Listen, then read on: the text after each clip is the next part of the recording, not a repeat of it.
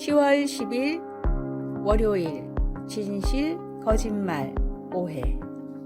2018년 야구 시즌에 시카고 컵스 코치가 더가웃 옆에 앉아있는 소년에게 야구공을 주려고 공을 던졌지만 어떤 한 남자가 그 공을 잡아챘습니다. 이 영상이 순식간에 퍼지면서 뉴스 매체와 소셜미디어들은 그 남자의 행동을 비난했습니다.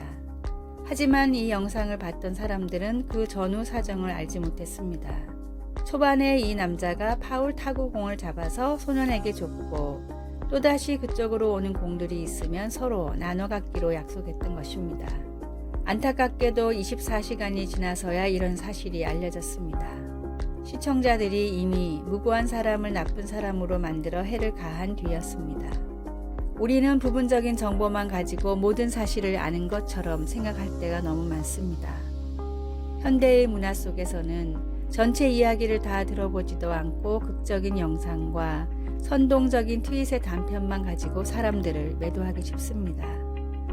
그러나 성경은 거짓된 풍설을 퍼뜨리지 말라고 경고합니다.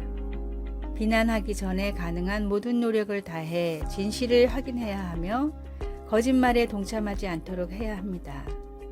우리는 감시자 정신이 발동하거나 열정이 불붙어 심판의 물결이 요동칠 때마다 조심해야 하며 다수를 따라 악을 행하지 않도록 우리 스스로를 지켜야 합니다. 예수님을 믿는 우리가 거짓된 풍설을 퍼뜨리지 않도록 하나님께서 도와주시기를 간구합니다. 우리가 지혜를 드러내고 오직 진실만을 말하도록 하나님께서 우리에게 필요한 것들을 공급해 주시기를 소원합니다. 말씀, 너는 거짓된 풍설을 퍼뜨리지 말며 악인과 연합하여 위증하는 증인이 되지 말며. 출애굽기 23장 1절.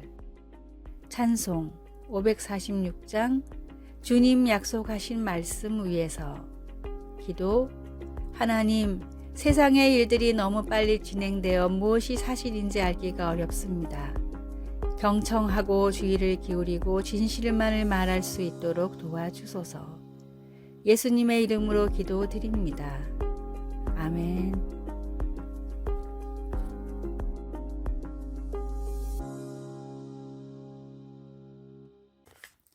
(10월 11일) 화요일. 노력으로 전달되는 사랑. 영국 브렌트 우드 지역은 다양한 이민자들이 모여 사는 우범지대로 유명합니다. 이곳에 부임한 안드리아 선생님은 첫 수업에서 아이들이 영어를 못 알아듣는다는 사실을 알고 큰 충격을 받았습니다. 어려운 환경에서 살다 겨우 이민을 온 아이들은 교육을 제대로 받지 못했기에 영어를 제대로 하는 학생이 한 명도 없을 정도였습니다. 말이 통하지 않으니 아이들은 제대로 교육을 받지 못했고 졸업을 한 뒤에는 말이 통하는 사람끼리 어울려 범죄를 저지르는 갱단이 됐습니다. 안드리아 선생님은 이 악순환의 고리를 끊어야 한다고 생각해 아이들이 사용하는 언어를 배워서 제대로 된 교육의 기회를 주기로 했습니다. 영어를 모르는 아이들을 위해 언어를 공부하다 보니 선생님은 어느새 35개 국어를 하게 됐고 결석을 하는 아이들은 가정으로 찾아가 부모님을 설득시켰습니다. 마치 계란으로 바위치기 같았던 안드리아 선생님의 도전은 브렌트 우드 지역의 학생들이 영국의 상위 5%의 학업 성취도를 내면서 꽃을 피웠고 이 노력을 인정받아 세계적으로 가장 뛰어난 교사에게 주는 지구촌 교사상을 수상했습니다. 최선을 다하는 노력은 상대에게 진심으로 전달됩니다. 예수님의 희생과 성도들의 열띤 전도가 상대방을 위한 진심이라는 것이 전달되도록 최선을 다하여 봅시다. 오늘의 말씀. 주여 무슨 일이니이까? 천사가 이르되 내 기도와 구제가 하나님 앞에 상달되어 기억하신 바가 되었으니. 사도행전 10장 4절. 오늘의 찬송 297장 양 99마리는. 오늘의 만나. 맡겨주신 본분을 최선을 다해 감당하는 청지기가 되게 하소서. 조금 부족하고 힘들지라도 최선을 다해 복음을 감당합시다.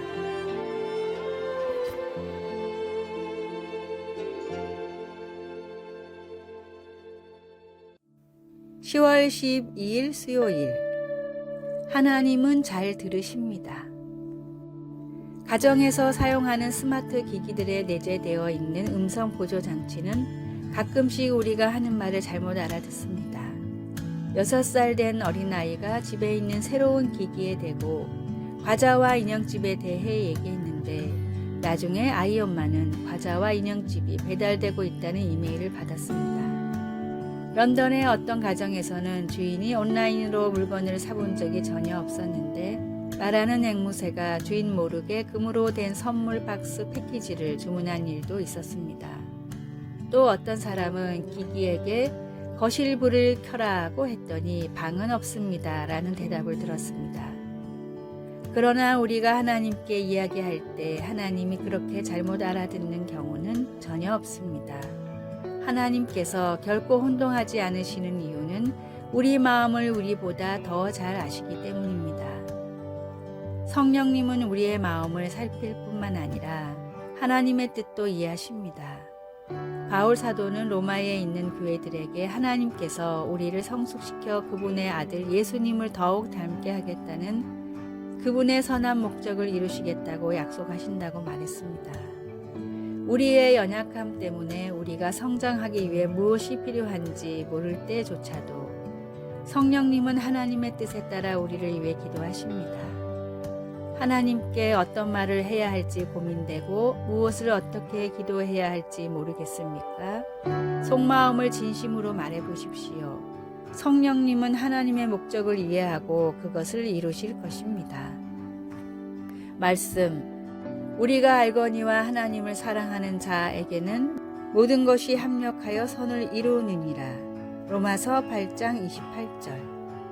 363장 내가 깊은 곳에서 기도, 하나님 감사합니다. 그런 하나님을 그리고 다른 많은 이유로 하나님을 사랑합니다. 제 생각을 하나님께 표현하면 하나님께서 이해하신다는 것을 믿을 수 있도록 도와주소서. 아멘.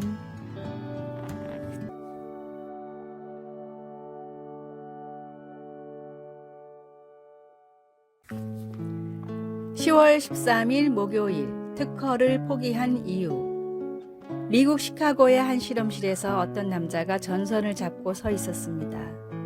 주변에는 수많은 기자들이 카메라를 들고 있었는데 남자는 조수에게 전력 스위치를 올리라고 말했습니다. 조수가 스위치를 올리자 고주파 전기가 남자의 몸을 통과했고 기자들은 플래시를 커트리기 시작했습니다.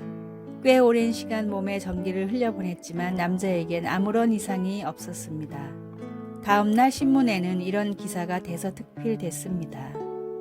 니콜라 테슬라, 에디슨과의 전류 전쟁에서 승리하다. 교류의 승리. 전기를 공급하는 방식을 놓고 에디슨과 신경전을 벌인 테슬라가 교류의 효율성과 더불어 안정성을 입증하며 완벽히 승리를 거둔 순간이었습니다. 테슬라는 이 발명으로 막대한 부를 축적할 수 있었으나 특허를 포기하며 교류를 인류에 도움이 될 시스템이 되도록 노력하겠다는 특허층의 약속만을 받아냈고 이로 인해 모든 나라가 교류를 쓸 수 있게 됐습니다. 가진 사람들의 폭력이 가난한 사람들에게 굴욕을 주는 세상이 아니라 과학의 산물이 인류의 윤택한 삶에 도움을 주길 바란다는 테슬라의 신념 때문이었습니다.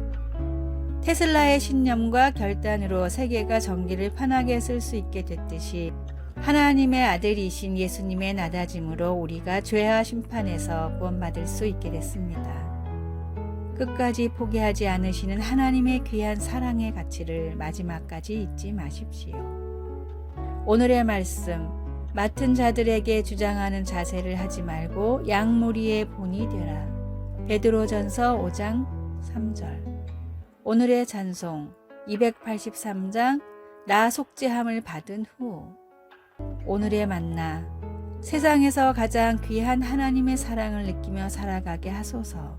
독생자를 주실 정도로 나를 뜨겁게 사랑하신 주님을 높입시다.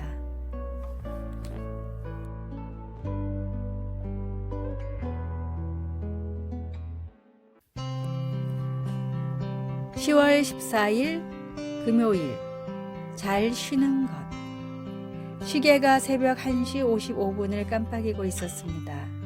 늦은 밤에 나누었던 문자 대화가 계속 생각나 잠이 오질 않았습니다.